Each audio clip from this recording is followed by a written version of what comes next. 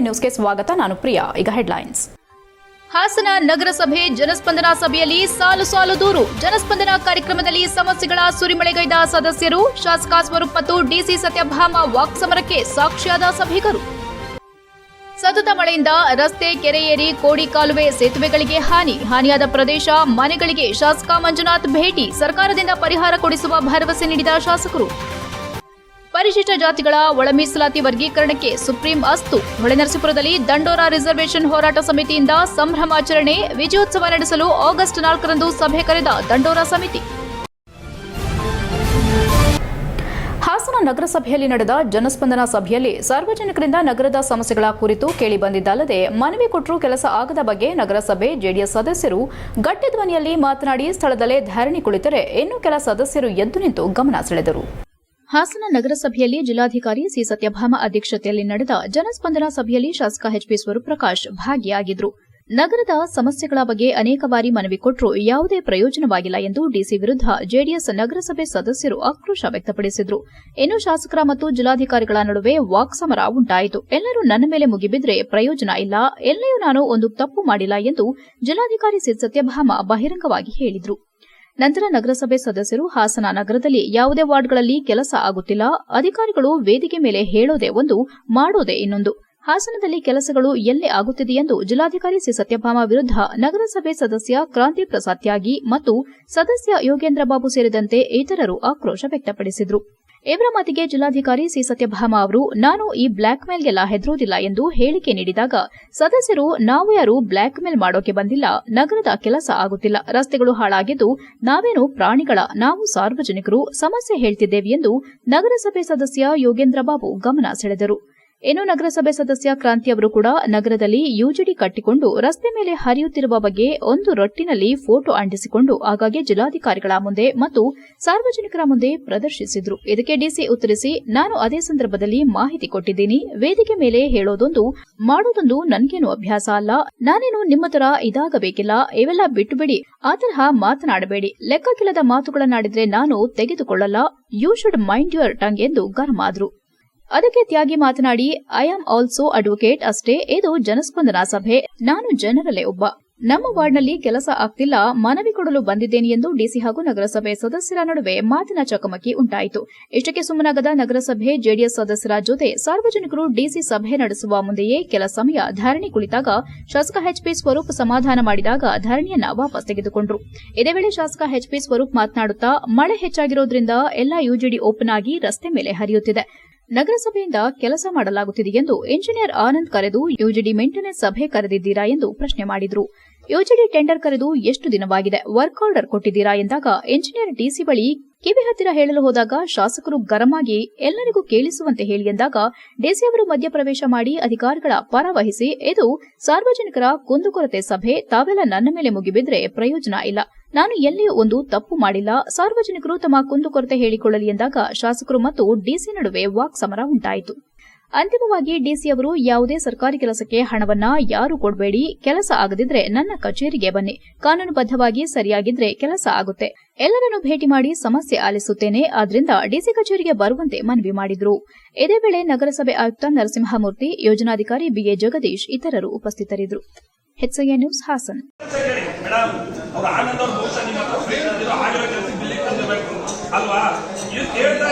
ನೋಡಿ, ನಾನು ನನ್ನ ಫೈಲ್ ಡಿಸ್ಪೋಸಲ್ ನಲ್ಲಿ ಕೇಳಿದ್ದೆ, ನಾನು 100% ಅವತ್ತಿನ ಡಿಸ್ಪೋಸ್ ಮಾಡ್ತೀನಿ, ಆಯ್ತಾ? ಈ ಫೈಲ್ ಯಾರು ತಂದಿಲ್ಲ. ನೀವು ನಾನು ಹೇಳಿದ್ದೆ ಮಾರ್ಚ್ ತಿಂಗಳಲ್ಲಿ, ನಾನು ಎಲ್ಲರಿಗೂ ಹೇಳಿದ್ದೆ, ಪರೀಕ್ಷೆ ನಡೀರಿ, ನೀವು ಮಾರ್ಚ್ ತಿಂಗಳಲ್ಲೂ ಹೇಳಿದ್ದೆ ನಿಮ್ದು ಏನಾದ್ರು ಕೆಲಸಗಳು ಬಾಕಿ ಇದ್ರೆ ಇಲ್ಲೇ ಪಕ್ಕದಲ್ಲಿ ಡಿಸಿ ಆಫೀಸ್ ಇದೆ ಬನ್ನಿ ಅಂತಂದ್ಬಿಟ್ಟು ಯಾರು ಬಂದಿಲ್ಲ, ಯಾರು ಬಂದಿಲ್ಲ, ಯಾರು ಬಂದಿಲ್ಲ.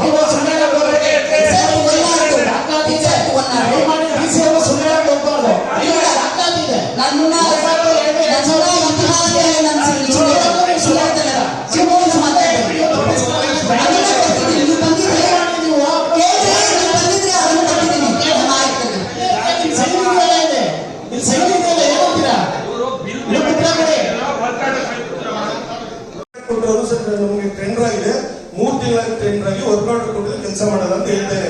ನಾನು ನಿಮ್ಗೆ ಹೇಳ್ತೇನೆ, ನೀವೇನು ಗೊತ್ತಿಲ್ಲ, ನಾನು ಹೇಗೆ ಹೇಳ್ತೇನೆ, 7 ವರ್ಷ ಬಂದಿದೆ ಯುಜಿಡಿ ಮೇಂಟೆನೆನ್ಸ್ ಟೆಂಡರ್ ಆದ್ಮೇಲೆ ವರ್ಕ್ ಆರ್ಡರ್ ಕೊಟ್ಟಿದ್ದು ಕೆಲಸ ಚಾಲೂ ಮಾಡಿ ಅಂತ ಅವ್ರು ಕೇಳ್ತಾ ಇದ್ದಾರೆ. ನೀವೆಲ್ಲ ಎಲ್ಲದಕ್ಕೂ ನಿಮ್ಮ ಏನ್ ಇಟ್ಟುಕೊಂಡಿಲ್ಲ ಕೆಲಸ.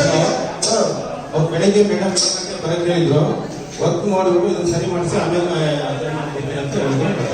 3 ತಿಂಗಳಿಂದಾದ್ರೆ ಸೇಲ್ ಹಾಕಿದ್ರೆ ಮೇಡಮ್ ಅವರು ಸೇಲ್ ಮಾಡಬೇಕಾ ಸರ್ ದಯವಿಟ್ಟು ನಾವತ್ತು ನಾನು ಬೆಳಿಗ್ಗೆನೇ ವರ್ಕ್ ಮಾಡ್ತೀನಿ.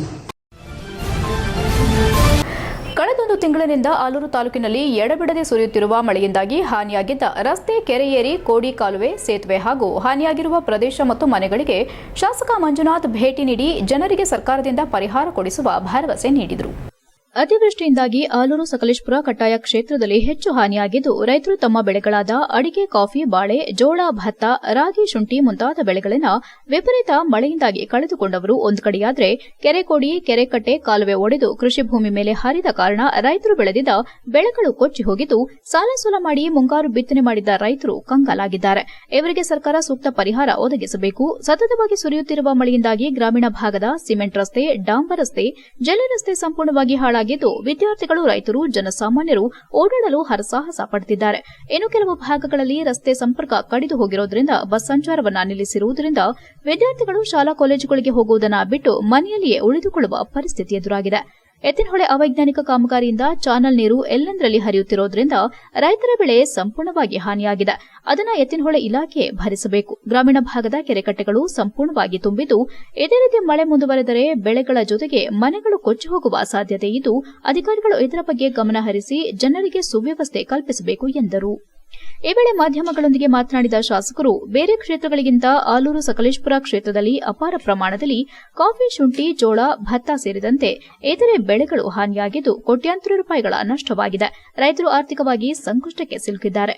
ಈ ಬಗ್ಗೆ ಮಾನ್ಯ ಕಂದಾಯ ಸಚಿವರು ಹಾಗೂ ರಾಜ್ಯ ಉಪಮುಖ್ಯಮಂತ್ರಿಗಳನ್ನ ಭೇಟಿ ಮಾಡಿ ಆಲೂರು ಸಕಲೇಶಪುರ ಕ್ಷೇತ್ರಕ್ಕೆ ವಿಶೇಷ ಪ್ಯಾಕೇಜ್ ನೀಡುವಂತೆ ಮನವಿ ಮಾಡಲಾಗಿದೆ ಎಂದರು.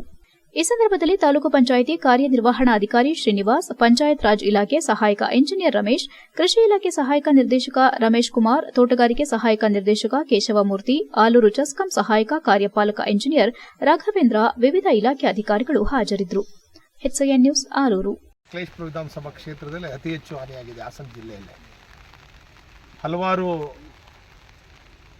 ಸೇತುವೆಗಳು, ರಸ್ತೆಗಳು, ಕೆರೆ ಏರಿಗಳು ಎಲ್ಲವೂ ಕೂಡ ಒಡೆದೋಗಿರ್ತಕ್ಕಂಥದ್ದು ತಾವು ದಿನನಿತ್ಯ ನೋಡ್ತಾ ಇದ್ದೀರಾ. ನಾನು ಆ ದೇವರಲ್ಲಿ ಪ್ರಾರ್ಥನೆ ಮಾಡ್ತೀನಿ, ಈಗ ಆಲ್ರೆಡಿ ಅತಿ ಹೆಚ್ಚು ಮಳೆಯಾಗಿ ಎಲ್ಲ ಜಲಾಶಯಗಳು ಕೂಡ ಭರ್ತಿಯಾಗಿದ್ದಾವೆ. ಸಕಲೇಶಪುರ ಭಾಗದಲ್ಲಿ, ಆಲೂರು ಭಾಗದಲ್ಲಿ ಬೆಳೀತಕ್ಕಂಥ ಕಾಫಿ ಇರ್ಬೋದು, ಭತ್ತ ಇರ್ಬೋದು, ಏಲಕ್ಕಿ ಇರ್ಬೋದು, ಜೋಳ ಇರ್ಬೋದು, ಎಲ್ಲವೂ ಕೂಡ ನೆಲ ಕಚ್ಚಿದ್ದಾವೆ. ಎಲ್ಲ ಈಗ ಭತ್ತ ಮತ್ತು ಜೋಳ ಎಲ್ಲ ಕೊಳೆಯೋಕ್ಕೆ ಶುರುವಾಗಿದೆ ನೀರು ನಿಂತು. ಪರಿಶಿಷ್ಟ ಜಾತಿಗಳ ಒಳ ಮೀಸಲಾತಿ ವರ್ಗೀಕರಣ ಆ ಸಮುದಾಯದ ಎಲ್ಲ ಜನಾಂಗಕ್ಕೂ ಸಾಮಾಜಿಕ ನ್ಯಾಯ ಎಂಬುದು ಸಂವಿಧಾನದ ಆಶಯ. ಈ ಆಶಯವನ್ನು ಸುಪ್ರೀಂ ಕೋರ್ಟ್ ಎತ್ತಿ ಹಿಡಿದಿರುವುದು ಕಳೆದ 30 ವರ್ಷಗಳ ದಂಡೋರ ರಿಸರ್ವೇಷನ್ ಹೋರಾಟ ಸಮಿತಿಗೆ ಸಿಕ್ಕ ಐತಿಹಾಸಿಕ ಜಯವೆಂದು ದಂಡೋರ ಸಮಿತಿಯ ಹಾಸನ ಜಿಲ್ಲಾಧ್ಯಕ್ಷರಾದ TR ವಿಜಯಕುಮಾರ್ ನುಡಿದರು. ಅವರು ಪರಿಶಿಷ್ಟ ಸಮುದಾಯಗಳ ಒಳ ಮೀಸಲಾತಿ ವರ್ಗೀಕರಣ ನ್ಯಾಯಸಮ್ಮತವಾದುದೆಂಬ ಸಮ್ಮತಿತ ತೀರ್ಪನ್ನು ಸಂಭ್ರಮಿಸಿ ದಂಡೋರ ಸಮಿತಿ ಕಾರ್ಯಕರ್ತರು ಹೊಳೆನರಸೀಪುರದಲ್ಲಿ ಆಚರಿಸಿದ ಸಾಂಕೇತಿಕ ಸಂಭ್ರಮಾಚರಣೆಯಲ್ಲಿ ಭಾಗವಹಿಸಿ ಮಾತನಾಡಿದರು. ಸುಪ್ರೀಂ ಕೋರ್ಟ್ನ ಮುಖ್ಯ ನ್ಯಾಯಾಧೀಶರಾದ ಚಂದ್ರಚೂಡ್ ನೇತೃತ್ವದ 7 ಜನರ ಸದಸ್ಯ ಪೀಠ ನೀಡಿರುವ ತೀರ್ಪು ಎಲ್ಲಾ ಪರಿಶಿಷ್ಟ ಜಾತಿಗಳಿಗೆ ಮತ್ತು ಪ್ರಜಾಪ್ರಭುತ್ವಕ್ಕೆ ಬಲ ನೀಡಿದೆ ಎಂದರು. ಇಂತಹ ಐತಿಹಾಸಿಕ ಹೋರಾಟವನ್ನು ರಾಷ್ಟಮಟ್ಟದಲ್ಲಿ ನಿರಂತರವಾಗಿ ಹೋರಾಟ ಮಾಡುತ್ತಿದ್ದ ರಾಷ್ಟೀಯ ನಾಯಕ ಮಂದಕೃಷ್ಣ ಮಾದಿಗ ಹಾಗೂ ರಾಜ್ಯದಲ್ಲಿ ದುಡಿದ ಶಂಕರಪ್ಪ ಪಾವಗಡ, ಶ್ರೀರಾಮ್ ಹಾಗೂ ಎಲ್ಲಾ ಹಂತದ ನಾಯಕರಿಗೆ, ಕಾರ್ಯಕರ್ತರಿಗೆ ಧನ್ಯವಾದ ಅರ್ಪಿಸಿದರು. ದಂಡೋರ ಸಮಿತಿಯ ತಾಲೂಕು ಘಟಕದ KM ನಾಗರಾಜ್ ಮಾತನಾಡಿ, ಕಳೆದ 20 ವರ್ಷಗಳ ಹಿಂದೆ ಆಂಧ್ರಪ್ರದೇಶ ಸರ್ಕಾರ ಒಳ ಮೀಸಲಾತಿ ವರ್ಗೀಕರಣ ಜಾರಿಗೊಳಿಸಿತ್ತು. ಆದರೆ 2004ರಲ್ಲಿ ಸುಪ್ರೀಂ ಕೋರ್ಟ್ ಇದಕ್ಕೆ ತಡೆಯಾಜ್ಞೆ ನೀಡಿ ಒಳ ಮೀಸಲಾತಿ ನೀಡುವ ಹಕ್ಕು ರಾಜ್ಯಗಳಿಗಿಲ್ಲ ಎಂದಿತ್ತು. ಈಗ ಈ ತಡೆಯಾಜ್ಞೆ ತೆರವುಗೊಳಿಸಿ ವರ್ಗೀಕರಣದ ಹಕ್ಕನ್ನು ರಾಜ್ಯ ಸರ್ಕಾರಗಳಿಗೆ ನೀಡಿರುವ ಕ್ರಮವನ್ನು ದಂಡೋರ ಸಮಿತಿ ದೇಶಾದ್ಯಂತ ಸ್ವಾಗತಿಸುತ್ತದೆ ಹಾಗೂ ರಾಜ್ಯ ಸರ್ಕಾರಗಳು ಪಾರದರ್ಶಕವಾಗಿ ಪರಿಶಿಷ್ಟ ಜನಾಂಗದ ಯಾವ ಸಮುದಾಯಗಳಿಗೂ ಅನ್ಯಾಯವಾಗದಂತೆ ಸಾಮಾಜಿಕ ನ್ಯಾಯವನ್ನು ಎತ್ತಿ ಹಿಡಿಯಬೇಕೆಂದು ಸರ್ಕಾರವನ್ನು ಆಗ್ರಹಿಸಿದರು. ಈ ಹೋರಾಟಕ್ಕೆ ನಿರಂತರ ಶ್ರಮಿಸಿದ ದಂಡೋರ ಸಮಿತಿಯ ಹಾಗೂ ದಲಿತ ಸಂಘರ್ಷ ಸಮಿತಿ ಮತ್ತು ದಲಿತ ಪರ ಸಂಘಟನೆಗಳಿಗೆ ಅಭಿನಂದನೆ ಸಲ್ಲಿಸಿದರು. ಪಟ್ಟಣದ ಅಂಬೇಡ್ಕರ್ ಪ್ರತಿಮೆಗೆ ಮಾಲಾರ್ಪಣೆ ಮಾಡಿ ಪಟಾಕಿ ಸಿಡಿಸಿ ಜಯಘೋಷ ಕೂಗುತ್ತಾ ಜಯ ಚಾಮರಾಜೇಂದ್ರ ವೃತ್ತದ ಗಾಂಧಿ ಪ್ರತಿಮೆ ಹಾಗೂ ಬಾಬು ಜಗಜೀವನ್ ರಾಮ್ ಪ್ರತಿಮೆಗಳಿಗೂ ಮಾಲಾರ್ಪಣೆ ಮಾಡಿ ಪಟಾಕಿ ಸಿಡಿಸಿ ಸಂಭ್ರಮಿಸಿದರು. ರಾಜ್ಯ ಸಮಿತಿ ಮುಖಂಡರಾದ ಬೆಟ್ಟದ ಸಾತೇನಹಳ್ಳಿ ಸುರೇಶ್, ತಾಲೂಕು ಪಂಚಾಯಿತಿ ಮಾಜಿ ಅಧ್ಯಕ್ಷ CR ಮಂಜುನಾಥ್, ರಾಜ್ಯ ಸಮಿತಿ ಜಾವಗಲ್ ಇಂದ್ರೇಶ್ ಉಪಸ್ಥಿತರಿದ್ದರು. HCN news, Holenarasipura. ನಾಗರಿಕ ಬಂಧುಗಳೇ, ಕಳೆದ 28 ವರ್ಷಗಳಿಂದ ಮಾದಿಗ ದಂಡೋರ ಮಾದಿಗ ಮೀಸಲಾತಿ ಹೋರಾಟ ಸಮಿತಿ ಒಳ ಮೀಸಲಾತಿ ವರ್ಗೀಕರಣ ಜಾರಿಯಾಗಬೇಕು ಪರಿಶಿಷ್ಟ ಜಾತಿಗಳಲ್ಲಿ ಅಂತಕ್ಕಂಥ ನಿಟ್ಟಿನಲ್ಲಿ ಒಂದು ಹೋರಾಟವನ್ನು ಮಾಡ್ಕೊಂಡು ಬಂದಿತ್ತು. ಸಂತೋಷ್ ಹೆಗಡೆ ಅವರ ಏನು ಪಂಚಸದಸ್ಯ ಪೀಠ ಇದು ಹಸಿಂದು ಅಂತೇಳಿ ಅನೂರ್ಜಿತಗೊಳಿಸಿ ಇದು ಪಾರ್ಲಿಮೆಂಟ್ನಲ್ಲಿ ಅಮಾಂಡ್ಮೆಂಟ್ ಆಗಬೇಕು ಅಂತ ಹೇಳಿದರು. ಈಗ 7 ಬೆಂಚಸ್ಗೆ ಹೋಗಿ ಪ್ರಸ್ತುತ ಇರ್ತಕ್ಕಂಥ ಸುಪ್ರೀಂ ಕೋರ್ಟ್ನಲ್ಲಿ 7 ಬೆಂಚಸ್ಗೆ ಹೋಗಿ ಈ ಒಂದು ಹೊಸ ತೀರ್ಪು ಪ್ರಕಟ ಆಗಿದೆ. ತೀರ್ಪು ಏನು ಪ್ರಕಟ ಆಗಿದೆ? 7 ನ್ಯಾಯಮೂರ್ತಿಗಳ ತೀರ್ಪಿನಲ್ಲಿ ಇವತ್ತು ಚಂದ್ರಚೂಡ್ ಮುಖ್ಯ ನ್ಯಾಯಮೂರ್ತಿಗಳು ಗೌರವಾನ್ವಿತ ಅವರು ಇವತ್ತೊಂದು ತೀರ್ಪನ್ನ ಪ್ರಕಟ ಮಾಡಿದ್ದಾರೆ. ಇವೇನು ಮೀಸಲಾತಿನಲ್ಲಿ ಒಳ ಮೀಸಲಾತಿಯನ್ನು ಕೇಳ್ತಾ ಇರ್ತಕ್ಕಂಥ ಪರಿಶಿಷ್ಟ ಜಾತಿಗಳಲ್ಲಿ ಜಾತಿ ಜನಸಂಖ್ಯೆಗೆ ಅನುಗುಣವಾಗಿ ಒಳ ಮೀಸಲಾತಿ ವರ್ಗೀಕರಣ ಆಗಬೇಕಂತ ಹೇಳಿ ಕಳೆದ 28 ವರ್ಷಗಳಿಂದ ಏನು ಇಡೀ ದೇಶಾದ್ಯಂತ ಮಂದಕೃಷ್ಣ ಮಾದಿಗರವರ ನಾಯಕತ್ವದಲ್ಲಿ ಮಾದಿಗ ದಂಡವರ ಅನೇಕ ಸಂಘಟನೆಗಳ ಹೋರಾಟ ನಡೆದಿತ್ತು. ಇವತ್ತು ಸುಪ್ರೀಂ ಕೋರ್ಟು ಒಳ ಮೀಸಲಾತಿ ವರ್ಗೀಕರಣ ಮಾಡತಕ್ಕಂಥ ಅಧಿಕಾರ ರಾಜ್ಯ ಸರ್ಕಾರಗಳಿಗಿದೆ ಅಂತಕ್ಕಂಥ ಒಂದು ತೀರ್ಪನ್ನು ನೀಡಿದೆ. ಈ ತೀರ್ಪನ್ನು ನಾವು ನಮ್ಮ ಸಮುದಾಯದ ಪರವಾಗಿ ಹಾಗೂ ಸಮಾಜದ ಪರವಾಗಿ ಮಾದಿಗ ದಂಡವರ ಗೌರವಿಸುತ್ತಿದ್ದೆ ಹಾಗೂ ಸ್ವಾಗತಿಸುತ್ತಿದ್ದೆ. ಈ ಒಂದು ಒಳ ಮೀಸಲಾತಿ ವರ್ಗೀಕರಣದ ಹೋರಾಟ 30 ವರ್ಷಗಳಿಂದ ನಡೆದಿತ್ತು. ಆಂಧ್ರದಲ್ಲಿ ದೇಶಾದ್ಯಂತ ಮಂದಕೃಷ್ಣ ಅವರ ನಾಯಕತ್ವದಲ್ಲಿ, ಕರ್ನಾಟಕದಲ್ಲಿ ಶಂಕರಪ್ಪನವರ ನಾಯಕತ್ವದಲ್ಲಿ ಹಾಗೂ ಅನೇಕ ಮಾದಿಗ ಪರ ಸಮುದಾಯಗಳ ಸಂಘಟನೆಗಳು ಹೋರಾಟವನ್ನು ಮಾಡುತ್ತಿವೆ. HCN ನ್ಯೂಸ್ನಲ್ಲಿ ಈಗ ಒಂದು ಪುಟ್ಟ ಬ್ರೇಕ್. ಪಚ್ಚಯಪ್ಪ ಸಿಲ್ಕ್ಸ್ ಪ್ರದರ್ಶನ ಹಾಗೂ ಮಾರಾಟ ದಿನಾಂಕ ಜುಲೈ 25ರಿಂದ ಆಗಸ್ಟ್ 1ರವರೆಗೆ. ಸಮಯ ಬೆಳಗ್ಗೆ 10ರಿಂದ ಸಂಜೆ 8ರವರೆಗೆ. ಅತ್ಯಾಕರ್ಷಕ ಸಾಂಪ್ರದಾಯಿಕ ಕಾಂಚೀಪುರಂ ರೇಷ್ಮೆ ಸೀರೆಗಳು ಕಾಂಚೀಪುರಂ ಬೆಲೆಯಲ್ಲಿ ಖರೀದಿಸಿ. ಸ್ಥಳ ಶ್ರೀ ಮಹಾವೀರ ಭವನ, ರವೀಂದ್ರ ನಗರ, ಹಾಸನ. ಹೆಚ್ಚಿನ ಮಾಹಿತಿಗಾಗಿ ಸಂಪರ್ಕಿಸಿ. ಮೊಬೈಲ್ ಸಂಖ್ಯೆ 9566528355 ಮತ್ತು 8489943926. ಸುಜಲಾ ಪಿಯು ಕಾಲೇಜ್ ಹಾಸನದ ಹೆಸರಾಂತ ವಿದ್ಯಾಸಂಸ್ಥೆಗಳಲ್ಲಿ ಒಂದಾದ Sujala PU college science commerce ಕೋರ್ಸ್ಗಳಿಗೆ ದಾಖಲಾತಿ ಪ್ರಾರಂಭವಾಗಿದೆ ಮತ್ತು ಸಿಇಟಿ, ನೀಟ್, ಜೆಡಬ್ಲ್ಇ ತರಗತಿಗಳಿಗೆ ನುರಿತ ಅಧ್ಯಾಪಕರಿಂದ ತರಬೇತಿ ನೀಡಲಾಗುವುದು.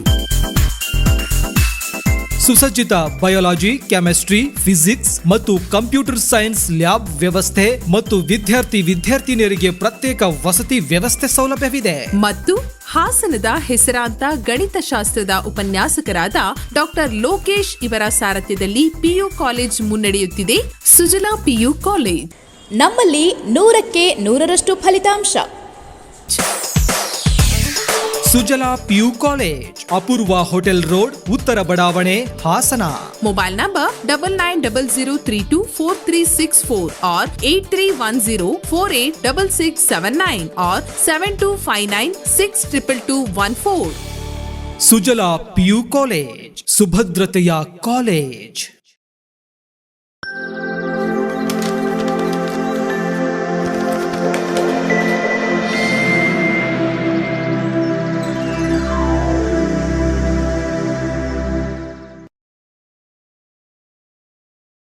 ಬ್ರೇಕ್ನ ನಂತರ HCN ನ್ಯೂಸ್ಗೆ ಸ್ವಾಗತ. ಪರಿಶಿಷ್ಟ ಜಾತಿಗಳಲ್ಲಿನ ಒಳ ಮೀಸಲಾತಿ ಬಗ್ಗೆ ಸರ್ವೋಚ್ಚ ನ್ಯಾಯಾಲಯವು ಐತಿಹಾಸಿಕ ತೀರ್ಪನ್ನು ನೀಡಿರುವುದಕ್ಕೆ ಸ್ವಾಗತಿಸುತ್ತೇವೆ. ಈ ಕುರಿತು ವಿಜಯೋತ್ಸವ ರ್ಯಾಲಿ ನಡೆಸುವ ಬಗ್ಗೆ ಆಗಸ್ಟ್ 4ರಂದು ನಗರದ ಸ್ವಾಭಿಮಾನ ಭವನದಲ್ಲಿ ಸಭೆ ಕರೆಯಲಾಗಿದೆ ಎಂದು ಮಾದಿಗ ದಂಡೋರ ಜಿಲ್ಲಾಧ್ಯಕ್ಷ TR ವಿಜಯಕುಮಾರ್ ತಿಳಿಸಿದರು. ಹಾಸನದಲ್ಲಿ ಮಾತನಾಡಿ, ಪರಿಶಿಷ್ಟ ಜಾತಿಗಳಲ್ಲಿನ ಮೀಸಲಾತಿ ಹಂಚಿಕೆಯಲ್ಲಿ ಅಸಮಾನತೆಯ ದೃಷ್ಟಿಯಿಂದ ಪರಿಶಿಷ್ಟ ಜಾತಿಗಳಿಗೆ ಒಳ ಮೀಸಲಾತಿ ಒದಗಿಸಿಕೊಡುವ ದೃಷ್ಟಿಯಲ್ಲಿ ಕಳೆದ 3 ದಶಕಗಳಿಂದ ಮಾದಿಗ ದಂಡೋರವು ಸಾಮಾಜಿಕ ನ್ಯಾಯ MRPS ರಾಷ್ಟ್ರೀಯ ನಾಯಕ ಮಂದಕೃಷ್ಣ ಮಾದಿಗರವರ ನೇತೃತ್ವದಲ್ಲಿ ರಾಷ್ಟ್ರಾದ್ಯಂತ ಚಳವಳಿ ನಡೆದು ಅಂತಿಮವಾಗಿ ಸರ್ವೋಚ್ಚ ನ್ಯಾಯಾಲಯ 7 ಸದಸ್ಯರ ಸಂವಿಧಾನಿಕ ಪೀಠವು 6:1 ಅನುಪಾತದಲ್ಲಿ ಒಳ ಮೀಸಲಾತಿ ನೀಡುವ ಅಧಿಕಾರ ರಾಜ್ಯ ಸರ್ಕಾರಗಳಿಗಿದೆ ಎಂದು ಹಲವಾರು ಮಾನದಂಡಗಳೊಂದಿಗೆ ನೀಡಿರುವ ಗೌರವಾನ್ವಿತ ಮುಖ್ಯ ನ್ಯಾಯಮೂರ್ತಿ ಎನ್ ಚಂದ್ರಚೂಡರವರ ಸಂವಿಧಾನಿಕ ಪೀಠಿಕೆ ಮತ್ತು ವಾದ ಮಂಡನೆ ಮಾಡಿದ ನ್ಯಾಯವಾದಿ ಶ್ರದ್ಧಾ ದೇಶ್ಮುಖ್ರಿಗೆ ಅಭಿನಂದಿಸುತ್ತೇವೆ ಮತ್ತು ಈ ತೀರ್ಪನ್ನು ಸ್ವಾಗತಿಸುತ್ತೇವೆ ಎಂದರು. ಪ್ರಕರಣದ ವಿಚಾರವಾಗಿ EV ಚಿನ್ನಯ್ಯ ವಿರುದ್ಧ ಆಂಧ್ರಪ್ರದೇಶ 2004 ಮತ್ತು ದೇವೇಂದರ್ ಸಿಂಗ್ ವಿರುದ್ಧ ಪಂಜಾಬ್ ಸರ್ಕಾರ ಮತ್ತು ಪ್ರತ್ಯೇಕ 23 ಅರ್ಜಿಗಳ ವಿಚಾರಣೆ ನಡೆಸಿ ಈ ತೀರ್ಪನ್ನು ನೀಡಿದ್ದು, ತೀರ್ಪಿನಿಂದ ಮೀಸಲಾತಿಯಿಂದ ವಂಚಿತರಾಗಿದ್ದ ಸಮುದಾಯಗಳಿಗೆ ಮರುಭೂಮಿಯಲ್ಲಿ ನೀರು ಸಿಕ್ಕಷ್ಟು ಸಂಭ್ರಮವಾಗಿದೆ ಎಂದರು. 2004ರಿಂದ ಉಚ್ಚ ನ್ಯಾಯಾಲಯವು ಒಳ ಮೀಸಲಾತಿ ನೀಡಿದ್ದ ಹಿನ್ನೆಲೆ ಪ್ರಶ್ನಿಸಿ ಸರ್ವೋಚ್ಚ ನ್ಯಾಯಾಲಯದಲ್ಲಿ ಪ್ರಕರಣದ ವಿಚಾರಣೆ ನಡೆದು ಐತಿಹಾಸಿಕ ತೀರ್ಪು ನೀಡಿದ ಹಿನ್ನೆಲೆ ನಿನ್ನೆ ದಿವಸ ಡಾ ಬಾಬಾ ಸಾಹೇಬ್ ಅಂಬೇಡ್ಕರ್ ಅವರ ಪ್ರತಿಮೆಗೆ ಹಾಸನ ಮತ್ತು ಹೊಳೆನರಸೀಪುರ ಮತ್ತು ಜಿಲ್ಲೆಯಲ್ಲಿ ಡಾ ಬಾಬು ಜಗಜೀವನ್ ರಾಮ್ ಪ್ರತಿಮೆ ಮತ್ತು ಗಾಂಧಿ ಪ್ರತಿಮೆಗೆ ಮಾಲಾರ್ಪಣೆ ಮಾಡಿ ಸಿಹಿ ಹಂಚಿ ಪಟಾಕಿ ಸಿಡಿಸಿ ಸಂಭ್ರಮಾಚರಣೆ ಮಾಡಿದ್ದು ಜಿಲ್ಲೆಯ ಸಮಸ್ತ ಹೋರಾಟಗಾರರಿಗೆ ಸಂಘಟನೆ ಅಭಿನಂದಿಸುತ್ತದೆ ಎಂದರು. ಕರ್ನಾಟಕ ಸರ್ಕಾರದ ಮುಖ್ಯಮಂತ್ರಿಗಳಾದ ಸಿದ್ದರಾಮಯ್ಯನವರು ಈ ತೀರ್ಪನ್ನು ಸ್ವಾಗತಿಸಿದ್ದು, ನಮ್ಮ ರಾಜ್ಯದಲ್ಲೂ ಜಾರಿಗೆ ತರುತ್ತೇವೆಂದು ಹೇಳಿಕೆಯನ್ನ ಹೇಳಿದ್ದು, ಕೂಡಲೇ ಒಳ ಮೀಸಲಾತಿ ಜಾರಿಗೆ ತಂದು ಸಾಮಾಜಿಕ ನ್ಯಾಯ ದೊರಕಿಸಿಕೊಡಬೇಕೆಂದು ಈ ಮೂಲಕ ಆಗ್ರಹಿಸುತ್ತೇವೆ ಎಂದರು. ಮಾದಿಗ ದಂಡೋರ ಮುಖಂಡ ಭೈರೇಶ್ ಹಳೇಬೀಡು, ಸತೀಶ್ ಕಸುವಿನಹೊಸಹಳ್ಳಿ, ಚಿಕ್ಕಯ್ಯ ಇತರರು ಉಪಸ್ಥಿತರಿದ್ದರು. HCN news Haasan. 3 ದಶಕಗಳಿಂದ ಒಳ ಮೀಸಲಾತಿ ಪರಿಶಿಷ್ಟ ಜಾತಿಗಳಲ್ಲಿ ಮೀಸಲಾತಿ ಸಮರ್ಪಕವಾಗಿ ಹಂಚಿಕೆಯಾಗಿಲ್ಲ ಅಂತಕ್ಕಂಥ ಒಂದು ಉದ್ದೇಶವನ್ನಿಟ್ಕೊಂಡು ಕಳೆದ 3 ದಶಕಗಳಿಂದ ರಾಷ್ಟ್ರೀಯ ನಾಯಕ ಮಂದಕೃಷ್ಣ ಮಾದಿಗರವರ ನೇತೃತ್ವದಲ್ಲಿ ರಾಷ್ಟ್ರದಾದ್ಯಂತ ಮತ್ತು ಕರ್ನಾಟಕ ರಾಜ್ಯದಲ್ಲೂ ಕೂಡ ಹೋರಾಟವನ್ನು ನಡೆಸ್ಕೊಂಡು ಬಂದಿದ್ವಿ. ಇದಕ್ಕೆ ಸಂಬಂಧಿಸಿದಂಥ ಸರ್ಕಾರಗಳು 2006ರಲ್ಲಿ SM ಕೃಷ್ಣ ಅವರ ನೇತೃತ್ವದಲ್ಲಿ ಒಂದು ಆಯೋಗವನ್ನು ರಚನೆ ಮಾಡಿದರು.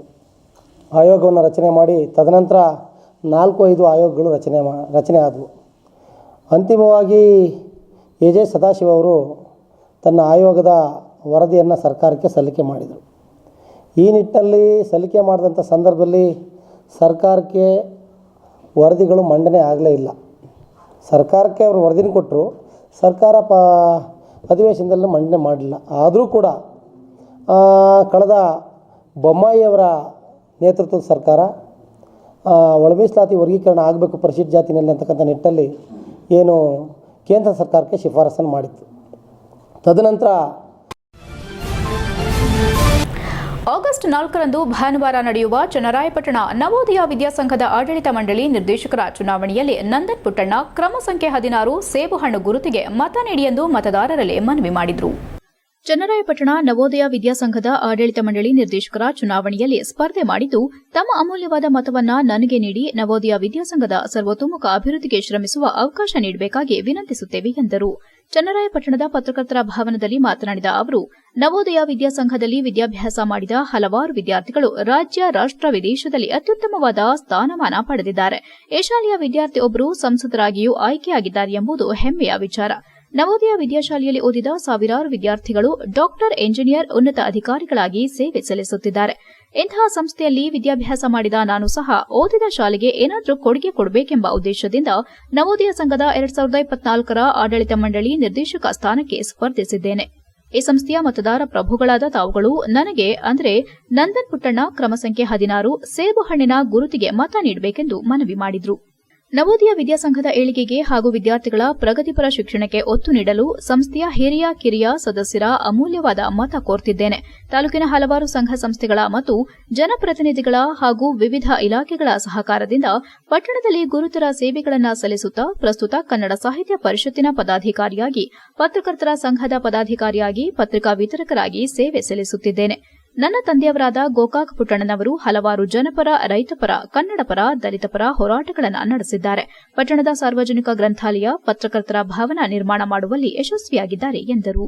ಈ ಸಮಾಜಕ್ಕೆ ಏನಾದರೂ ಕೊಡುಗೆ ಕೊಡಬೇಕೆಂಬ ಉದ್ದೇಶದಿಂದ ನವೋದಯ ವಿದ್ಯಾಸಂಘದ ಆಡಳಿತ ಮಂಡಳಿ ಚುನಾವಣೆಯಲ್ಲಿ ಸ್ಪರ್ಧಿಸಿದ್ದೇನೆ. ಆದ್ದರಿಂದ ಎಲ್ಲ ಮತದಾರ ಬಂಧುಗಳು ಹೆಚ್ಚಿನ ಸಂಖ್ಯೆಯಲ್ಲಿ ಮತ ನೀಡುವ ಮೂಲಕ ನವೋದಯವನ್ನ ನಂದನವನವಾಗಿಸಲು ಸಹಕರಿಸಬೇಕೆಂದು ವಿನಂತಿಸಿದರು. ಇದೇ ಸಂದರ್ಭದಲ್ಲಿ ನಂದನ್ ಪುಟ್ಟಣ್ಣ, ಉಮೇಶ್, ನವೀನ್, ಶರತ್ ಸೇರಿದಂತೆ ಇತರರು ಹಾಜರಿದ್ದರು. HCN news Channarayapatna. ಸಮಸ್ತ ನವೋದಯ ಶಾಲೆಯ ಹಳೆಯ ವಿದ್ಯಾರ್ಥಿಗಳಿಗೆ ಹಾಗೂ ಶಿಕ್ಷಕರಿಗೆ ಹಾಗೂ ನವೋದಯ ಶಾಲೆಗೆ ದಾನ ನೀಡಿದಂತಹ 4 ನಕ್ಷತ್ರಗಳಿಗೆ ಹಾಗೂ ನಮ್ಮ ತಂದೆಗೆ ನಮಸ್ಕರಿಸುತ್ತಾ ಇಂದು ಪತ್ರಿಕಾಗೋಷ್ಠಿಯನ್ನು ನಡೆಸಲು ಬಯಸಿದ್ದು, ನಾನು ನಂದನ್ ಪುಟ್ಟಣ್ಣ ನವೋದಯ ಶಾಲೆಯ ಹಳೆಯ ವಿದ್ಯಾರ್ಥಿ ಹಾಗೂ ಪತ್ರಕರ್ತರ ಸಂಘದ ಕಾರ್ಯಕಾರಿ ಸಮಿತಿ ಸದಸ್ಯನಾಗಿ ಕೆಲಸ ಮಾಡಿದ್ದೀನಿ. ನವೋದಯ ಶಾಲೆಯಲ್ಲಿ ಈಗಾಗಲೇ ಡಾಕ್ಟರ್, ಇಂಜಿನಿಯರ್ಗಳು, MP ಆಗಿ ವಿದ್ಯಾರ್ಥಿಗಳಿಗೆ ಸಾವಿರಾರು ಅಕ್ಷರಗಳನ್ನು ನೀಡಿದಂತಹ ಶಿಕ್ಷಕರು, ನವೋದಯ ಶಾಲೆಯಲ್ಲಿ ಓದಿದಂತಹ ಎಲ್ಲರೂ ವಿದೇಶಗಳಲ್ಲಿ ಹಾಗೂ ಉನ್ನತ ಮಟ್ಟದ ಶಿಕ್ಷಣವನ್ನು ಪಡೆದಿದ್ದಾರೆ. ಈ ಬಾರಿ ನವೋದಯ ಶಾಲೆಗೆ ಚುನಾವಣೆ ಇದ್ದು ಬಹಳ ಪೈಪೋಟಿ ಹಾಗೂ ಬಹಳ ಜನ ಆಕಾಂಕ್ಷಿಗಳಾಗಿದ್ದಾರೆ. ನಾವು ಚುನಾವಣೆಗೆ ಬರೋದಕ್ಕೆ ಕಾರಣ ಏನು ಅಂದರೆ, ನವೋದಯ ಶಾಲೆ ನಾವು ಓದಿದಾಗ ಇದ್ದಿದ್ದೇ ಬೇರೆ. ಈಗಿನ ಬದಲಾವಣೆ ಆದಂಥ ಕಾಲಘಟ್ಟದಲ್ಲಿ ನಾವು ಕೂಡ ಒಂದು ಸ್ಪರ್ಧೆ ಮಾಡಿ ನವೋದಯ ಶಾಲೆಗೆ ಹೊಸ ಕಲ್ಪನೆ ಕೊಟ್ಟು ವಿದ್ಯಾರ್ಥಿಗಳನ್ನ ಹೆಚ್ಚು ಮಾಡಿ ಅಲ್ಲಿರುವಂತಹ ವ್ಯವಸ್ಥೆಗಳಿಗೆ ನಾವು ಹೊರಗಿದ್ದು ಕೆಲಸ ಮಾಡೋದಕ್ಕಿಂತ ಹೆಚ್ಚಾಗಿ ನಿರ್ದೇಶಕರಾಗಿ ಒಳಗಿದ್ದು ನವೋದಯ ಶಾಲೆಗೆ ಒಂದು ಸೇವೆ ಮಾಡಿದರೆ ಆ ಸೇವೆಗೆ ನಮಗೆ ಒಂದು ಪುಣ್ಯ ಬರುತ್ತೆ, ಹಾಗೂ ಎಲ್ರಿಗೂ ಸಮಾಜಕ್ಕೆ ನಾವು ಒಂದು ಸಂದೇಶ ಕೊಡ್ಬೋದು ಅನ್ನೋ ಉದ್ದೇಶದಿಂದ. ಬೇಲೂರು ತಾಲೂಕಿನ ಹಳೇಬೀಡು ಹೋಬಳಿ ಮಲ್ಯಪ್ಪನಕೊಪ್ಲು ಗ್ರಾಮದ ಪುಷ್ಪಗಿರಿ ಮಹಿಳಾ ಸ್ವಸಹಾಯ ಸಂಘದ ಸದಸ್ಯರಿಗೆ ಪ್ರಗತಿ ಮೊತ್ತವನ್ನು ಪುಷ್ಪಗಿರಿ ಜಗದ್ಗುರುಗಳು ವಿತರಿಸಿದರು. ರಾಜ್ಯದ ಮಠ ಪರಂಪರೆಯಲ್ಲಿಯೇ ಪುಷ್ಪಗಿರಿ ಮಹಾಸಂಸ್ಥಾನ ಮಹಿಳಾ ಸಬಲೀಕರಣದ ಉದ್ದೇಶದಿಂದಲೇ ಪುಷ್ಪಗಿರಿ ಗ್ರಾಮೀಣಾಭಿವೃದ್ಧಿ ಸಂಸ್ಥೆಯನ್ನ ಸ್ಥಾಪಿಸಿದ್ದು, ಮಹಿಳಾ ಸ್ವಸಹಾಯ ಸಂಘಗಳ ಸದಸ್ಯರು ಆರ್ಥಿಕವಾಗಿ ಬಲವರ್ಧನೆಯಾಗಬೇಕೆಂಬ ಹಿನ್ನೆಲೆ ಮಲ್ಯಪ್ಪನಕೊಪ್ಲು ಗ್ರಾಮದ ಸಂಘಕ್ಕೆ 3 ಲಕ್ಷ ಸಾಲ ಸೌಲಭ್ಯವನ್ನ ನೀಡಲಾಗಿದೆ. ಸಾಲವನ್ನ ಸದ್ಬಳಕೆ ಮಾಡಿಕೊಳ್ಳಬೇಕೆಂದು ಪುಷ್ಪಗಿರಿ ಮಹಾಸಂಸ್ಥಾನ ಮಠದ ಪರಮಪೂಜ್ಯ ಜಗದ್ಗುರು ಶ್ರೀ ಶ್ರೀ ಸೋಮಶೇಖರ ಶಿವಾಚಾರ್ಯ ಮಹಾಸ್ವಾಮೀಜಿಗಳು ಹೇಳಿದರು. ಬೇಲೂರು ತಾಲೂಕಿನ ಹಳೇಬೀಡು ಹೋಬಳಿ ಮಲ್ಯಪ್ಪನಕೊಪ್ಲು ಗ್ರಾಮ ಪುಷ್ಪಗಿರಿ ಗ್ರಾಮೀಣಾಭಿವೃದ್ಧಿ ಮಹಿಳಾ ಸ್ವಸಹಾಯ ಸಂಘದ ಸದಸ್ಯರಿಗೆ ಸಾಲ ಸೌಲಭ್ಯವನ್ನು ವಿತರಿಸಿದ ಬಳಿಕ ಮಾತನಾಡಿದ ಅವರು, 2020ರಲ್ಲಿ ಆರಂಭವಾದ ಪುಷ್ಪಗಿರಿ ಗ್ರಾಮೀಣಾಭಿವೃದ್ಧಿ ಸಂಸ್ಥೆ ರಾಜ್ಯದ 10 ಜಿಲ್ಲೆಯಲ್ಲಿ ಸಾವಿರಾರು ಸಂಘಗಳನ್ನು ಸ್ಥಾಪಿಸುವ ಜೊತೆಗೆ ವಿದ್ಯಾರ್ಥಿ ಘಟಕ ಮತ್ತು ಯುವ ರೈತ ಸಂಘದ ಹುಟ್ಟಿಗೂ ಕಾರಣವಾಗಿದೆ. ಪುಷ್ಪಗಿರಿ ಸಂಘ ಹಣಕಾಸು ವಹಿವಾಟು ಜೊತೆಗೆ ಮಹಿಳಾ ಸಬಲೀಕರಣಕ್ಕೆ ಒತ್ತು ನೀಡುತ್ತಿದ್ದು, ಅವರಿಗೆ ಅಗತ್ಯವಾದ ಕೌಶಲ್ಯ ತರಬೇತಿ ಕಾರ್ಯಾಗಾರಗಳನ್ನು ಮಾಡುವ ಮೂಲಕ ಅರಿವು ಮೂಡಿಸುತ್ತಿದೆ. ಸ್ವ ಉದ್ಯೋಗ ಪರಿಕಲ್ಪನೆಯಲ್ಲಿ ಮಹಿಳೆಯರು ಹೈನುಗಾರಿಕೆಯೊಂದಿಗೆ ದೇಶೀಯ ಪರಂಪರೆಯ ಉತ್ಪನ್ನಗಳ ತಯಾರಿಯ ಗುಡಿ ಕೈಗಾರಿಕೆಗೆ ಉತ್ತೇಜನ ನೀಡುತ್ತಿದೆ. ಈಗಾಗಲೇ ಕೆಲವು ಸಂಘಗಳು ತಮ್ಮದೇ ಆದ ಅಗತ್ಯ ಉತ್ಪನ್ನಗಳನ್ನು ತಯಾರಿಸಿ ಮಾರುಕಟ್ಟೆಗೆ ತಂದಿದ್ದಾರೆ. ಮುಂದಿನ ದಿನಗಳಲ್ಲಿ ಪುಷ್ಪಗಿರಿ ಸಂಘದ ಮಹಿಳೆಯರು ತಯಾರಿಸುವ ಉತ್ಪನ್ನಗಳು ಬ್ರ್ಯಾಂಡ್ ಮೂಲಕ ಮಾರುಕಟ್ಟೆ ಪ್ರವೇಶಕ್ಕೆ ಮುಂದಾಗಿದೆ. ಅಲ್ಲದೆ ಸಂಘದ ಸದಸ್ಯರು ಆರ್ಥಿಕವಾಗಿ ಸದೃಢರಾಗಬೇಕೆಂಬ ಹಂಬಲದಿಂದ ಬ್ಯಾಂಕಿನಿಂದ ಸಾಲ ಸೌಲಭ್ಯ ಒದಗಿಸಿದೆ. ಅಂತೆಯೇ ಹೆಬ್ಬಾಳು ಯೂನಿಯನ್ ಬ್ಯಾಂಕ್ ಮೂಲಕ ಮಲ್ಯಪ್ಪನಕೊಪ್ಲು ಗ್ರಾಮದ ಸಂಘಕ್ಕೆ 3 ಲಕ್ಷ ಸಾಲದ ಸವಲತ್ತು ನೀಡಿದ್ದು, ಸಾಲ ಪಡೆದು ಮಹಿಳೆಯರು ಸದ್ಬಳಕೆ ಮೂಲಕ ಮರುಪಾವತಿ ನಡೆಸಬೇಕು. ಮಹಿಳೆಯರು ಸಂಘದ ಚಟುವಟಿಕೆಗಳ ಜೊತೆಗೆ ಮಕ್ಕಳಿಗೆ ಉತ್ತಮ ಸಂಸ್ಕಾರ ನೀಡಬೇಕು, ಇಲ್ಲವಾದರೆ ಮುಂದಿನ ದಿನಗಳಲ್ಲಿ ಬದುಕು ದುಸ್ತರವಾಗಲಿದೆ ಎಂದು ಭವಿಷ್ಯ ನುಡಿದರು. ಪುಷ್ಪಗಿರಿ ಮಹಿಳಾ ಸಂಘದ ಸದಸ್ಯರು ಹಣಕಾಸು ಜೊತೆಗೆ ಸೇವಾ ಚಟುವಟಿಕೆಗಳನ್ನು ನಡೆಸಬೇಕಿದೆ. ಗ್ರಾಮ ಸ್ವಚ್ಛತೆ ಮತ್ತು ನೈರ್ಮಲ್ಯಕ್ಕೆ ಆದ್ಯತೆ ನೀಡಬೇಕು. ಆರೋಗ್ಯ ಪರಿಸರ ನಿರ್ಮಾಣಕ್ಕೆ ಗಿಡಗಳನ್ನು ಹಾಕುವುದು ಮತ್ತು ಪೋಷಿಸುವುದು, ಸಮಾಜದಲ್ಲಿನ ನಿರ್ಗತಿಕರು ಅಂಗವಿಕಲರಿಗೆ ಸಹಾಯ ಮಾಡುವ ಕೆಲಸಕ್ಕೂ ತಾವುಗಳು ತೊಡಗಿಸಿಕೊಳ್ಳಬೇಕಿದೆ ಎಂದು ಪುಷ್ಪಗಿರಿ ಜಗದ್ಗುರುಗಳು ಸಲಹೆ ನೀಡಿದರು. ಪುಷ್ಪಗಿರಿ ಮಠದ ಆಡಳಿತಾಧಿಕಾರಿ ಕಿಟ್ಟಪ್ಪ ಮಾತನಾಡಿ, ಪುಷ್ಪಗಿರಿ ಮಠದ ಕೀರ್ತಿಯನ್ನ ದೇಶ ವಿದೇಶದ ಮಟ್ಟದಲ್ಲಿ ಹೆಸರು ಮಾಡಿದವರು ಶ್ರೀ ಸೋಮಶೇಖರ ಶಿವಾಚಾರ್ಯ ಮಹಾಸ್ವಾಮೀಜಿಗಳವರು ತಮ್ಮ ಚಿಕ್ಕ ವಯಸ್ಸಿನಲ್ಲಿಯೇ ಮಠದ ಅಧಿಕಾರ ವಹಿಸಿಕೊಂಡು ಧಾರ್ಮಿಕ, ಶೈಕ್ಷಣಿಕ, ಪರಿಸರ, ನೀರಾವರಿ ಇನ್ನಿತರೆ ಕ್ಷೇತ್ರದಲ್ಲಿ ಆಗದ ಕೆಲಸ ಮಾಡಿದ್ದಾರೆ. ಮಠದ 80 ಎಕರೆ ಭೂಮಿಯಲ್ಲಿ ಸ್ವಯಂ ಕೃಷಿ ಕಾಯಕ ನಡೆಸಿ ಕಾಯಕ ಯೋಗಿಯಾಗಿದ್ದಾರೆ. ಪುಷ್ಪಗಿರಿ ಗ್ರಾಮೀಣಾಭಿವೃದ್ಧಿ ಸಂಸ್ಥೆ ಆರಂಭಿಸಿ ಮಹಿಳಾ ಸಬಲೀಕರಣಕ್ಕೆ ಶ್ರೀಕಾರ ಹಾಕಿದ್ದಾರೆ. ಒಂದಲ್ಲ ಒಂದು ಜನಪರ ಮತ್ತು ಸಮಾಜಮುಖಿ ಕೆಲಸದ ಮೂಲಕ ಅವಿರತವಾಗಿ ಮಠದ ಉನ್ನತಿಗಾಗಿ ದುಡಿಯುತ್ತಿರುವ ಜಗದ್ಗುರುಗಳ ಆದರ್ಶಗಳು ನಮಗೆ ದಾರಿದೀಪವಾಗಬೇಕಿದೆ ಎಂದು ಹೇಳಿದರು. ಕಾರ್ಯಕ್ರಮದಲ್ಲಿ ಬೇಲೂರು ತಾಲೂಕು ಶರಣ ಸಾಹಿತ್ಯ ಪರಿಷತ್ ಅಧ್ಯಕ್ಷ ಹೆಬ್ಬಾಳು ಹಾಲಪ್ಪ, ಪುಷ್ಪಗಿರಿ ಗ್ರಾಮೀಣಾಭಿವೃದ್ಧಿ ಸಂಸ್ಥೆಯ ಹಾಸನ ಮತ್ತು ಚಿಕ್ಕಮಗಳೂರು ಜಿಲ್ಲಾ ಯೋಜನಾಧಿಕಾರಿ ವಿನುತಾ ಧನಂಜಯ್, ಪುಷ್ಪಗಿರಿ ಕಲಾ ತಂಡದ ಗಾಯಕ ಚಂದನ್ ಕುಮಾರ್, ಮಲ್ಲಿಕಾರ್ಜುನ್, ಗ್ರಾಮಸ್ಥರಾದ ದಿನೇಶ್, ಚಂದ್ರಶೇಖರ್, ನಂಜುಂಡಪ್ಪ, ಬಸವರಾಜು, ಪಾಪಣ್ಣ, ನಾಗರಾಜು ಸೇರಿದಂತೆ ಇನ್ನು ಮುಂತಾದವರು ಹಾಜರಿದ್ದರು. HCN news Belur. ಒಂದು ಯೋಚನೆ ಮಾಡಿದರು, ಏನಾದ್ರು ಮಾಡಿ ಸಮಾಜಕ್ಕೆ ತಿದ್ದಬೇಕು, ಜನಗಳಿಗೆ ಜ್ಞಾನವನ್ನು ಬಿತ್ತಬೇಕು, ಜನಗಳಿಗೆ ತಿಳುವಳಿಕೆ ಕೊಡಬೇಕು ಅಂತ ಹೇಳಿ ಅವತ್ತಿನ ಕಾಲದಲ್ಲಿ ಶರಣರು ತಯಾರಾದರು. ಎಂತೆಂಥ ಶರಣರು ತಯಾರಾದರು ಅಂತಂದ್ರೆ, ಮಹಿಳೆಯರು, ಪುರುಷರು, ಸಣ್ಣವರು, ದೊಡ್ಡವರು ಎಲ್ಲ ಜಾತಿ ಮತಗಳಿಂದ ಶರಣರಾಗಲಿಕ್ಕೆ ಪ್ರಾರಂಭ ಆದರು. ಆ ಶರಣ ಸಂತತಿನೇ ನಾವು. ಎಂತ ಒಂದು ಮಾತನ್ನ ವಚನದಲ್ಲಿ ಹೇಳಿದರು, ಬಸವಣ್ಣ ಬಿತ್ತಿದ ಬೀಜಗಳು ನಾವು. ಇಲ್ಲಿ ಉಂಡುಟ್ಟು ಹೋಗೋದಕ್ಕೆ ಬಂದಿಲ್ಲ, ಬರೀ ಉಣ್ಣೋದಕ್ಕೆ ಅಥವಾ ಉಡೋದಕ್ಕೆ ಮಾತ್ರ ಬಂದಿಲ್ಲ. ನಾವೇನ್ ಮಾಡಕ್ ಬಂದಿದ್ದೀವಿ, ಜೀವನ ಅಂದ್ರೆ ಏನು ಅಂತ ತಿಳ್ಕೊಳಕ್ಕೆ ಈ ಭೂಮಿಗೆ ಬಂದಿದ್ದೀವಿ ಅಂತ. ಆ ವಚನದ ಸಾರಾಂಶ ಅಷ್ಟೇ. ನಾವು ಹಾಗಾಗಿ ಬಸವಣ್ಣವರು ಬಹುರೂಪ ಚೌಡಯ್ಯ ಅಂತ ಒಬ್ರು ಇದ್ರು. ಅದಕ್ಕೆ ಅವ್ರು ಹೇಳ್ತಾ ಇದ್ರು, ಶರಣರು ನಾವು ಬರ್ತೇವೆ ಊರಿಗೆ, ನಾವು ಬರೋದಕ್ಕಿಂತ ಮುಂಚೆ ನೀನು ಹೋಗಿ ಆ ದೇವಸ್ಥಾನದಲ್ಲಿ ಸುಮ್ಮನೆ ದೇವಸ್ಥಾನ ಹತ್ರ ನೃತ್ಯ ಮಾಡ್ತಾ ಇರು, ಅಲ್ಲಿ ಜನ ಎಲ್ಲ ಸೇರ್ತಾರೆ, ಅವಾಗ ನಾವು ಬರ್ತೇವೆ ಅಂತ ಹೇಳಿ ಕಳಿಸಿ ಆ ಬಹುರೂಪಿ ಚೌಡಯ್ಯ ಅಲ್ಲಿ ನೃತ್ಯವನ್ನು ಮಾಡ್ತಿದ್ದ. ಅವಾಗ ಶರಣರು ಬಂದು ಜ್ಞಾನವನ್ನ ಬಿತ್ತನೆ ಮಾಡ್ತಿದ್ರು, ಜ್ಞಾನವನ್ನು ತಿಳಿಸ್ತಾ ಇದ್ರು. ಬಹುಶಃ ಅದೇ ಕಲ್ಪನೆಯನ್ನ HCN ನ್ಯೂಸ್ನಲ್ಲಿ ಈಗ ಒಂದು ಪುಟ್ಟ ಬ್ರೇಕ್. Pathashala NEET academy Hassan.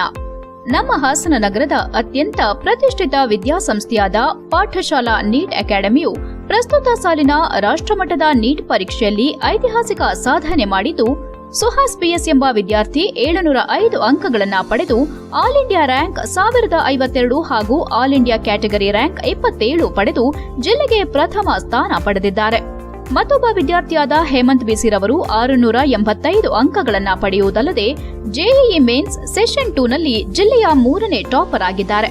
ಮತ್ತೊಬ್ಬ ವಿದ್ಯಾರ್ಥಿಯಾದ ರೀತನ್ MG ರವರು ನೀಟ್ ಪರೀಕ್ಷೆಯಲ್ಲಿ 675 ಅಂಕಗಳು, JEE ಮೇನ್ಸ್ ಪರೀಕ್ಷೆಯಲ್ಲಿ 99.3% ಹಾಗೂ KCET ಪರೀಕ್ಷೆಯಲ್ಲಿ ಎಂಜಿನಿಯರಿಂಗ್ ವಿಭಾಗದಲ್ಲಿ 389ನೇ ರ್ಯಾಂಕ್ ಹಾಗೂ ಅಗ್ರಿಕಲ್ಚರ್ ವಿಭಾಗದಲ್ಲಿ 57ನೇ ರ್ಯಾಂಕ್ಗಳೊಂದಿಗೆ ಜಿಲ್ಲೆಯ 2ನೇ ಟಾಪರ್ ಆಗಿ ಹೊರಹೊಮ್ಮಿದ್ದಾರೆ. ಅಲ್ಲದೆ ನಂದಿತಾ GN ರವರು 675 ಅಂಕಗಳು, ಚಿನ್ಮಯ R ರವರು 660 ಅಂಕಗಳನ್ನು ಪಡೆದು ಸಂಸ್ಥೆಯ ಹೆಗ್ಗಳಿಕೆಗೆ ಪಾತ್ರರಾಗಿದ್ದಾರೆ. ನಮ್ಮ ಸಂಸ್ಥೆಯಲ್ಲಿ ಪ್ರವೇಶಾತಿ ಪಡೆದಿದ್ದ ಕೇವಲ 65 ವಿದ್ಯಾರ್ಥಿಗಳಲ್ಲಿ 12 ವಿದ್ಯಾರ್ಥಿಗಳು 600ಕ್ಕೂ ಹೆಚ್ಚು ಅಂಕಗಳನ್ನು ಪಡೆದಿದ್ದಾರೆ ಮತ್ತು 30 ವಿದ್ಯಾರ್ಥಿಗಳು 550ಕ್ಕೂ ಹೆಚ್ಚು ಅಂಕಗಳನ್ನು ಪಡೆದಿದ್ದಾರೆ. ನಮ್ಮ ಅಕಾಡೆಮಿಯು ಫಲಿತಾಂಶ ಪ್ರದರ್ಶಿಸುವಾಗ ಅಪ್ಲಿಕೇಶನ್ ನಂಬರ್ ಹಾಗೂ ಡೇಟ್ ಆಫ್ ಬರ್ತ್ ನಮೂದಿಸಿ ಫಲಿತಾಂಶ ನೀಡುವ ದೇಶದ ಕೆಲವೇ ಸಂಸ್ಥೆಗಳಲ್ಲಿ ಒಂದಾಗಿದ್ದು, ಅದರ ವಿಶ್ವಾಸಾರ್ಹತೆಗೆ ಸಾಕ್ಷಿಯಾಗಿದೆ ಹಾಗೂ ಕಳೆದ 3 ವರ್ಷಗಳಿಂದ ಅತಿ ಹೆಚ್ಚು ಉಚಿತ ವೈದ್ಯಕೀಯ ಸೀಟ್ಗಳನ್ನು ಕಲ್ಪಿಸಿದ ಹಾಸನದ ಏಕೈಕ ಸಂಸ್ಥೆಯಾಗಿದ್ದು, ಪ್ರಸ್ತುತ ದ್ವಿತೀಯ PUC ಮುಗಿಸಿರುವ ವಿದ್ಯಾರ್ಥಿಗಳಿಗೆ ದಿನಕ್ಕೆ 12 ಗಂಟೆಗಳ ತರಗತಿಗಳುಳ್ಳ ಲಾಂಗ್ ಟರ್ಮ್ ನೀಟ್ ಬ್ಯಾಚ್ ಹಾಗೂ ಸಂಜೆ ಬ್ಯಾಚಿನ ರೆಗ್ಯುಲರ್ PU ಲಾಂಗ್ ಟರ್ಮ್ ಬ್ಯಾಚ್ಗಳಿಗೆ ಪ್ರವೇಶಾತಿ ನಡೆಯುತ್ತಿದೆ. ಹೆಚ್ಚಿನ ಮಾಹಿತಿಗಾಗಿ ಸಂಪರ್ಕಿಸಿ 8618837733 70192769770.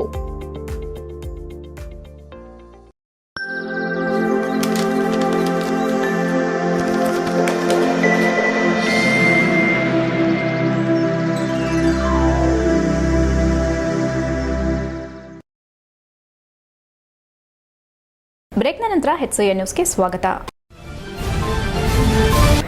ಚೆಸ್ ಆಟವನ್ನು ಕಲಿತಿರುವವರಿಗೆ ಜೀವನದಲ್ಲಿ ತಾಳ್ಮೆ, ಸಹನೆ ಹಾಗೂ ಉತ್ತಮವಾದ ಬುದ್ಧಿ ಲಭ್ಯವಾಗುತ್ತದೆ ಎಂದು ಪಶುವೈದ್ಯಕೀಯ ಕಾಲೇಜಿನ ಡೀನ್ ಡಾಕ್ಟರ್ OR ನಟರಾಜ್ ತಿಳಿಸಿದರು.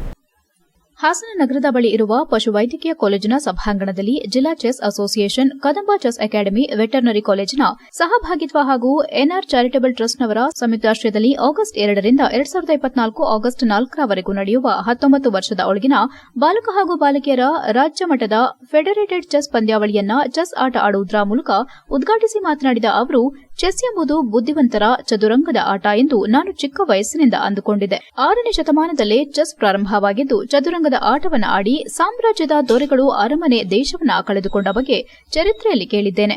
9ನೇ ಶತಮಾನದಲ್ಲಿ ಅಂತಾರಾಷ್ಟೀಯ ಆಟವಾಗಿ 100 ವರ್ಷದ ಹಿಂದೆ ರೂಪುಗೊಂಡಿದೆ ಎಂದರು. 3 ದಿವಸಗಳ ಕಾಲ ನಡೆಯುವ ಚೆಸ್ ಸ್ಪರ್ಧೆಯಲ್ಲಿ ರಾಜ್ಯದ ವಿವಿಧ ಭಾಗಗಳಿಂದ ಬಂದಿರುವ ಸ್ಪರ್ಧಾಳುಗಳು ಭಾಗವಹಿಸಿ ಉತ್ತಮ ಆಟವಾಡಿ ಎಂದು ಹೇಳಿದರು. ಎಲ್ಲರೂ ಉತ್ತಮವಾಗಿ ಆಟವಾಡಿ, ಆದರೆ ಗೆಲುವೆನ್ನುವುದು ಎಲ್ಲರಿಗೂ ಸಿಗುವುದಿಲ್ಲ. ಒಬ್ಬರು ಸೋಲು ಅನುಭವಿಸಿದ್ರೆ ಮತ್ತೊಬ್ಬರು ಗೆಲ್ಲಲು ಸಾಧ್ಯ. ಎಲ್ಲರ ಉತ್ಸಾಹದಲ್ಲಿ ಭಾಗವಹಿಸಿ ಎಂದು ಶುಭ ಹಾರೈಸಿದರು. ಕದಂಬ ಚೆಸ್ ಅಕಾಡೆಮಿ ಅಧ್ಯಕ್ಷೆ ರಶ್ಮಿ ಕಿರಣ್ ಮಾತನಾಡಿ, ಮಕ್ಕಳಿಗೆ ಯಾವ ಕ್ರೀಡೆ ಇಷ್ಟವಿದೆ ಅದನ್ನು ಪೋಷಕರು ಪ್ರೋತ್ಸಾಹಿಸಬೇಕು. ಈ ನಿಟ್ಟಿನಲ್ಲಿ ಪೋಷಕರು ಮಳೆ ಇದ್ರೂ ಲೆಕ್ಕಿಸದೆ ಚೆಸ್ ಆಟೋಟಕ್ಕೆ ತಮ್ಮ ಮಕ್ಕಳನ್ನ ಕರೆತಂದಿರುವುದು ಸಂತೋಷವಾಗಿದೆ. 200 ಜನ ಮಕ್ಕಳು ಈ ಚೆಸ್ ಪಂದ್ಯಾವಳಿಯಲ್ಲಿ ವಿವಿಧ ಭಾಗಗಳಿಂದ ಆಗಮಿಸಿದ್ದಾರೆ. ಆಟೋಟ ಎಂದರೆ ಕ್ರಿಕೆಟ್, ಫುಟ್ಬಾಲ್, ಬ್ಯಾಡ್ಮಿಂಟನ್, ವಾಲಿಬಾಲ್ ಇತರೆ ಹೆಸರನ್ನ ಕೇಳ್ತೇವೆ. ಚೆಸ್ ಎಂಬುದು ಗಣನೀಯವಾಗಿ ಗಮನ ಸೆಳೆದಿದೆ. ಜೀವನದಲ್ಲಿ ಬಹುತೇಕರು ಚೆಸ್ ಆಟವನ್ನ ಆಡಿರುತ್ತಾರೆ, ಆದರೆ ಕೆಲವರು ಮಾತ್ರ ಈ ಆಟವನ್ನ ಮುಂದುವರೆಸಿಕೊಂಡು ಹೋಗ್ತಾರೆ ಎಂದರು. ಮಕ್ಕಳಿಗೆ ಚೆಸ್ ಬಗ್ಗೆ ಆಸಕ್ತಿ ಇದ್ರೆ ಪೋಷಕರು ಅದಕ್ಕೆ ಪ್ರೋತ್ಸಾಹ ಕೊಡಬೇಕು. ಚೆಸ್ ಕಲಿತವರಲ್ಲಿ ತಾಳ್ಮೆ, ಸಹನೆ ಹಾಗೂ ಉತ್ತಮ ಬುದ್ಧಿ ಲಭ್ಯವಾಗುತ್ತದೆ ಎಂದರು. ಕಾರ್ಯಕ್ರಮದಲ್ಲಿ ಕರ್ನಾಟಕ ರಾಜ್ಯ ಚೆಸ್ ಅಸೋಸಿಯೇಷನ್ ಕಾರ್ಯದರ್ಶಿ ಅರವಿಂದ ಶಾಸ್ತ್ರಿ, ಜಿಲ್ಲಾ ಚೆಸ್ ಅಸೋಸಿಯೇಷನ್ ಉಪಾಧ್ಯಕ್ಷ ಮಂಜುನಾಥ ಪ್ರಸಾದ್, ಜಿಲ್ಲಾ ಚೆಸ್ ಅಸೋಸಿಯೇಷನ್ ಕಾರ್ಯದರ್ಶಿ ಹಾಗೂ ಕದಂಬ ಚೆಸ್ ಅಕಾಡೆಮಿ ಸ್ಥಾಪಕ MT ತ್ಯಾಗರಾಜ್, ಸಹ ಕಾರ್ಯದರ್ಶಿ ರಾಧಾ ಜಗದೀಶ್, ಚಿಕ್ಕಮಗಳೂರು ಜಿಲ್ಲಾ ಅಸೋಸಿಯೇಷನ್ ಕಾರ್ಯದರ್ಶಿ M Girish, Kadamba chess academy Channapatna ಶಾಖೆಯ ತರಬೇತುಗಾರ್ತಿ ಕಾವ್ಯ ಚಂದನ್, ನಯನ ಸತೀಶ್, ಅನಿಲ್ ಇತರರು ಉಪಸ್ಥಿತರಿದ್ದರು. HCN news Haasan. ಬ್ರಿಲಿಯನ್ಸ್ ಅಷ್ಟೇ ಆಡುವಂಥದ್ದು ಅಂತ ನಾನಂತೂ ಅನ್ಕೊಂಡಿದ್ದೀನಿ. ಏನಕ್ಕೆ ಅಂದ್ರೆ ಈಗ ನಾನು ಇನಾಗ್ರೇಟ್ ಮಾಡಿ ಆಗಿ ಮೂವ್ ಮಾಡಿ ಇದ್ದಾಗ ನನಗೆ ಏನು ಗೊತ್ತಿಲ್ಲ, ಎಲ್ಲಿ ಏನು ಮಾಡ್ತೀನಿ ಅಂತ ಹೇಳಿ ಸುಮ್ಮನೆ ಅದನ್ನು ಮೂವ್ ಮಾಡಿದೆ. ಅದ್ರ ಬಗ್ಗೆ ನನಗೆ ಏನು ಗೊತ್ತಿಲ್ಲ. ಸೊ ಆದ್ರೂ ಸಹ ನಮಗೆಲ್ಲ ಗೊತ್ತೇ ಇದೆ, ಇದು ತುಂಬಾ ಬ್ರಿಲಿಯನ್ಸ್ ಆಡುವಂಥದ್ದು ಅಂತ ನಾನು ಚಿಕ್ಕ ವಯಸ್ಸಿನಿಂದ ಅನ್ಕೊಂಡಿರುವಂಥದ್ದು.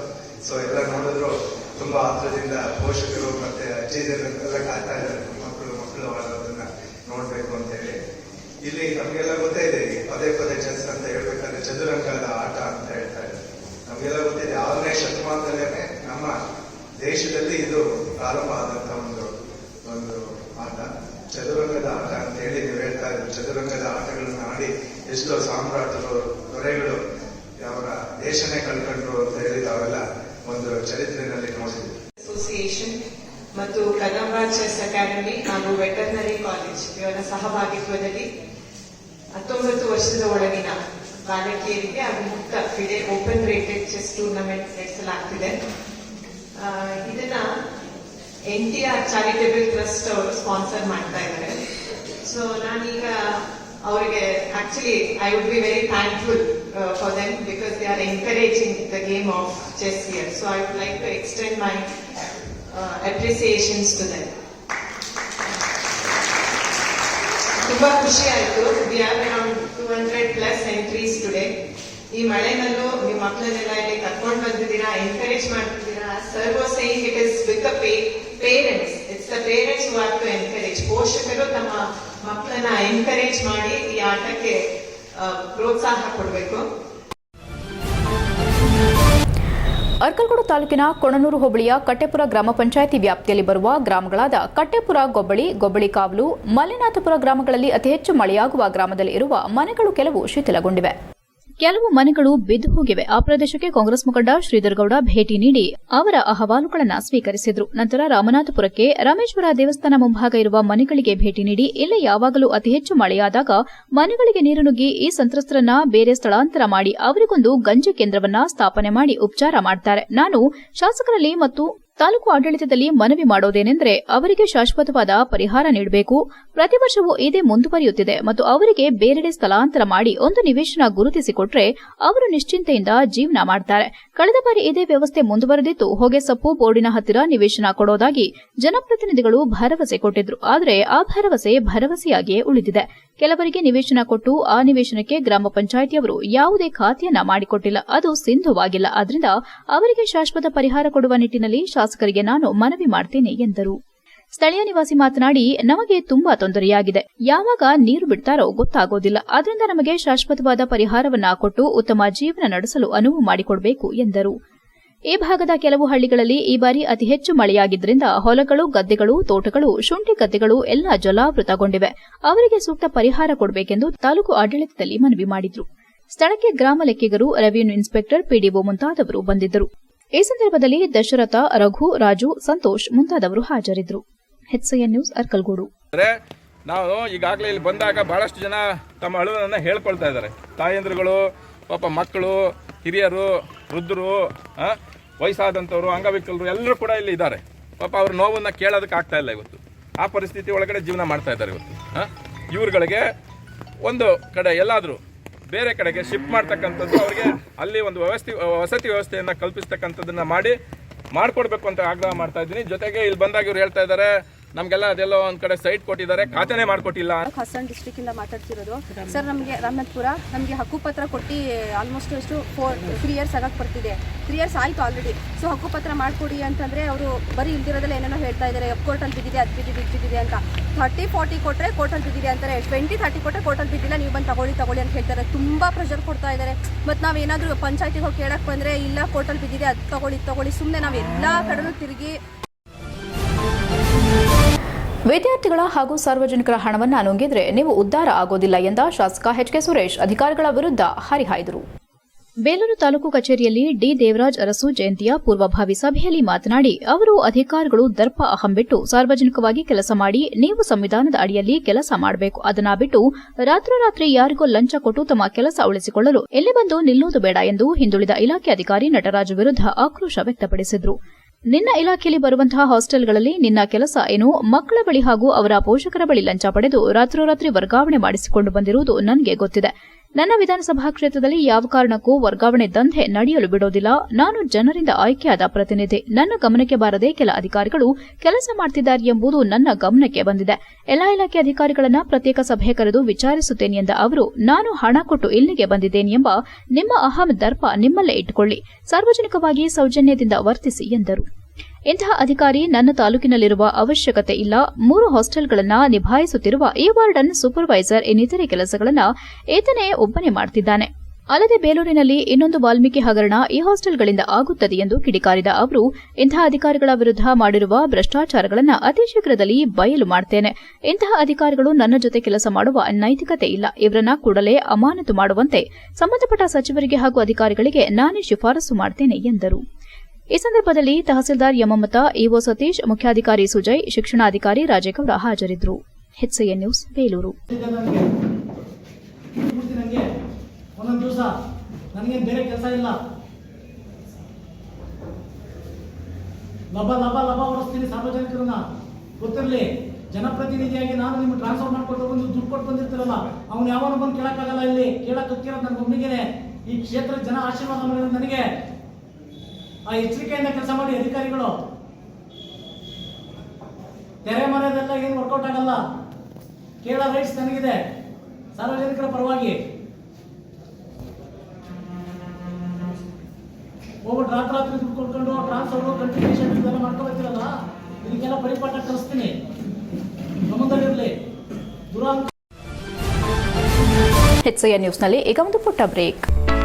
ಹಾಸನದಲ್ಲಿ 28 ವರ್ಷಗಳಿಂದ ಜನತೆಗೆ ಅತ್ಯುತ್ತಮವಾದ ವೈದ್ಯಕೀಯ ಸೇವೆಯನ್ನು ನೀಡುತ್ತಿರುವ ಹೇಮಾವತಿ ಮಲ್ಟಿಸ್ಪೆಷಾಲಿಟಿ ಹಾಸ್ಪಿಟಲ್ ಹಾಸನ. ನಮ್ಮಲ್ಲಿ ದಿನದ 24 ಗಂಟೆಯೂ ಆಕ್ಸಿಡೆಂಟಲ್ ಇಂಜುರೀಸ್ ಮತ್ತು ಎಮರ್ಜೆನ್ಸಿ ಸರ್ವಿಸ್ಗಳನ್ನು ಹೊಂದಿದೆ. ಹೇಮಾವತಿ ಆಸ್ಪತ್ರೆಯ ಡಾಕ್ಟರ್ ನಿಖಿಲ್ ಆರ್ಭಟ್ ರವರು MS ಆರ್ಥೋಪೆಡಿಕ್ನಲ್ಲಿ ಚಿನ್ನದ ಪದಕ ಪಡೆದು ಸಿಂಗಾಪುರ್ ಜನರಲ್ ಹಾಸ್ಪಿಟಲ್ನಲ್ಲಿ ಫೆಲೋಶಿಪ್ ಇನ್ ಜಾಯಿಂಟ್ ರಿಪ್ಲೇಸ್ಮೆಂಟ್ ಸರ್ಜರಿಯ ಪದವಿ ಪಡೆದು ಸೇವೆಯನ್ನ ಸಲ್ಲಿಸಿರುತ್ತಾರೆ.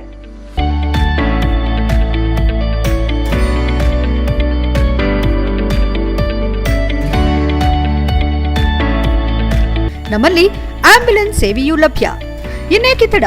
ನೀವು ಯಾವುದೇ ಮೂಳೆ ಸಮಸ್ಯೆ ಹೊಂದಿದ್ದರೆ ಹಿಂದೆ ಭೇಟಿ ನೀಡಿ.